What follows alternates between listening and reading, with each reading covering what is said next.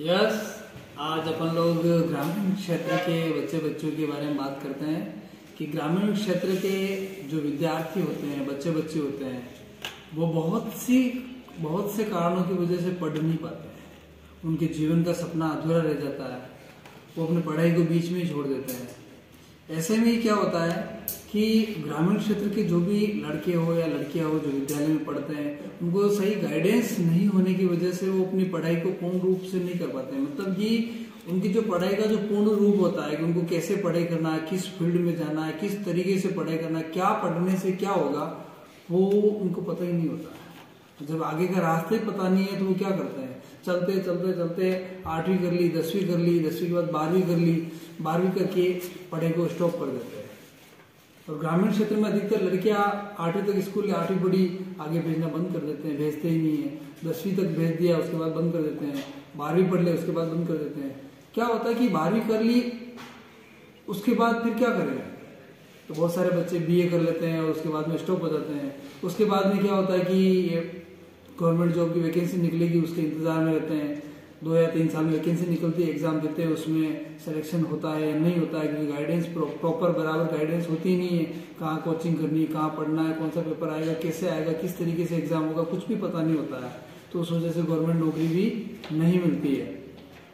जब बच्चा 10th करता है, 10th करने के बाद में आगे सब्जेक्ट चूज करने होते हैं। जैसे 11वीं में गया, साइंस में पढ़ना है, मैथ्स पढ़ना है, बायो लेना है, एग्रीकल्चर लेना है, कॉमर्स में जाना है, आर्ट्स में रखना है, आर्ट्स में रखना है, किस सब्जेक्ट में रखना है, एग्रीकल्चर में जाना है, क्या करना है, आगे का कुछ भी पता नहीं होता है, क्योंकि प्रॉपर गाइडेंस नहीं होने की वजह से।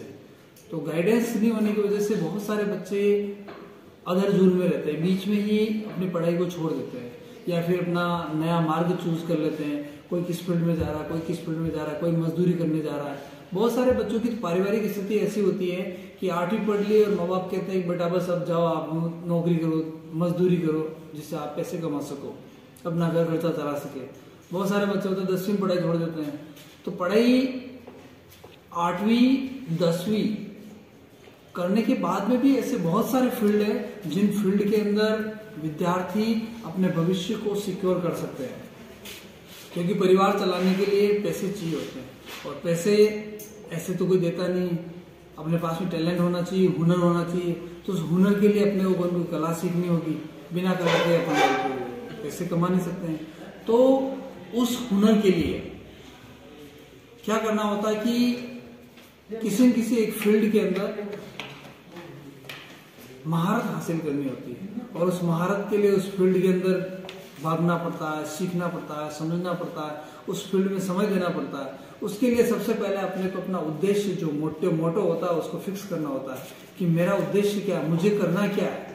8वीं पढ़ लिया, उसके बाद क्या करना है, 10वीं पढ़ लिया, उसके बाद क्या करना है, बीए कर लिया, उसके बाद क्या करना, करूंगा क्या मैं अपने जीवन में आगे। गवर्नमेंट फील्ड में जाना है, प्राइवेट फील्ड में जाना है, किसी इंडस्ट्री में जाना है, या फिर खुद का स्वरोजगार खड़ा करना है।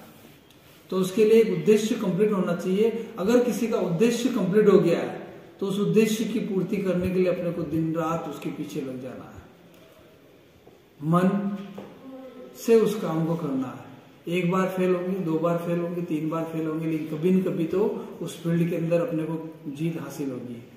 बहुत सारे बच्चे पैसे की कमी की वजह से आगे नहीं पढ़ पाते हैं।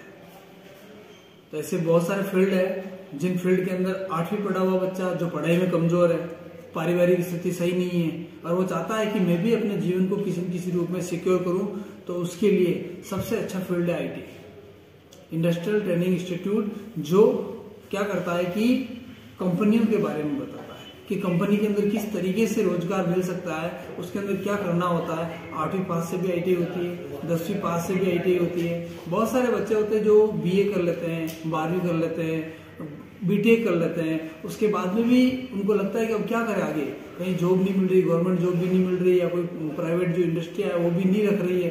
तो उसके बाद में क्या होता है कि आईटी वाला जो डिप्लोमा डिग्री होती है, आईटी का जो सर्टिफिकेट होता है, आईटी करने के बाद में जो बच्चे होते हैं उनको आराम से इजी वे में किसी भी इंडस्ट्री के अंदर जॉब मिल जाती है।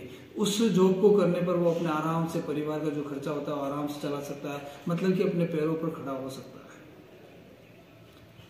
आईटीआई 10वीं पास वाला बच्चा भी कर सकता है, 8वीं पास वाला बच्चा भी कर सकता है। 8वीं पास वाले बच्चे के लिए कम फील्ड है, उन फील्डों के अंदर कर सकता है। 10वीं पास वाला जो बच्चा होता है वो सारी ट्रेडों के अंदर, जितनी भी आईटी की ट्रेडें हैं, लगभग 150 की समथिंग ट्रेडें हैं, उन सारी ट्रेडों के अंदर आईटी कर सकता है। लेकिन जो पॉपुलर ट्रेडें हैं, बहुत अच्छी अच्छी ट्रेडें हैं जिनकी हर एक कंपनी और हर एक इंडस्ट्री में रिक्वायरमेंट रहती है, जैसे इलेक्ट्रिशियन हो गई, फिटर हो गई, वेल्डर हो गई, डीजल हो गई, वायरमैन हो गई, प्लम्बर हो गई, मशीनिस्ट हो गई, मोटर मैकेनिक हो गई, इस प्रकार बहुत सारी ट्रेड है। उन ट्रेडों के अंदर 10वीं के बाद में 10वीं करके विद्यार्थी आराम से फॉर्म फिलअप करके मेरिट के अंदर उसका नंबर आने के बाद में आराम से आईटी कर सकता है। जैसे आईटी होती है, आईटी का सर्टिफिकेट लो और आप आराम से कंपनी के अंदर जाओ। आईटी के साथ साथ में आप लोग 12वीं भी कर सकते हो, 10+2 जिसको बोलते हैं। 2 साल की आईटी करो और 2 साल का उधर सर्टिफिकेट भी मिल जाएगा, 12वीं भी हो जाएगी और आपका आईटी का सर्टिफिकेट भी हो जाएगा, आईटी भी मिल जाएगी। उसके बाद में बिल्कुल आप रोजगार कर सकते हो, रोजगार करते करते अपनी पढ़ाई को आगे जारी रख सकते हो।